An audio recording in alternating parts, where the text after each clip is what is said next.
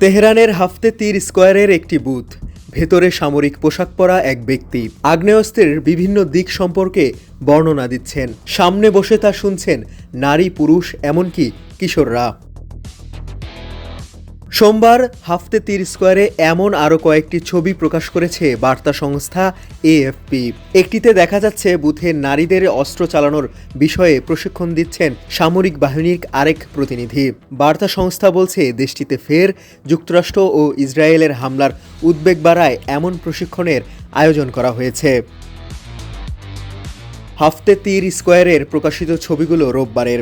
একই দিন মার্কিন প্রেসিডেন্ট ডোনাল্ড ট্রাম্প ইরানকে নতুন সতর্কবার্তা দিয়ে বলেছেন, দ্রুত শান্তি চুক্তি না করলে দেশটির আর কিছুই অবশিষ্ট থাকবে না। ট্রাম্পের এমন হুমকির দিনেই তেহরানের যুক্তরাষ্ট্র বিরোধী বিক্ষোভ হয়েছে।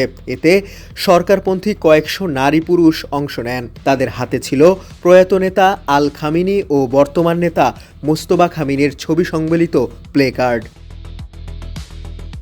মার্কিন গণমাধ্যম সিএনএনও সোমবার ইরানিদের অস্ত্র প্রশিক্ষণ নেওয়া ও যুক্তরাষ্ট্র বিরোধী বিক্ষোভ মিছিল নিয়ে প্রতিবেদন প্রকাশ করেছে।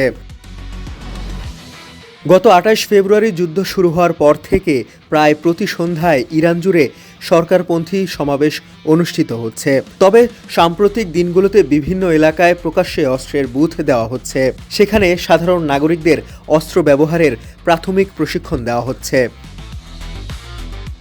ভানক স্কোয়ারের এমন একটি বুথে সিএনএনের সাংবাদিকরা দেখেন কালো চাদর গায়ে জড়ানো এক নারী AK-47 অ্যাসল্ট রাইফেল চালানোর নিয়ম শিখছেন। সামরিক পোশাক পরা এক মুখোশধারী ব্যক্তি তাকে অস্ত্রটি খোলা ও ফের জোড়া দেওয়ার পদ্ধতি দেখিয়ে দিচ্ছেন। ডেস্ক রিপোর্ট, সমকাল।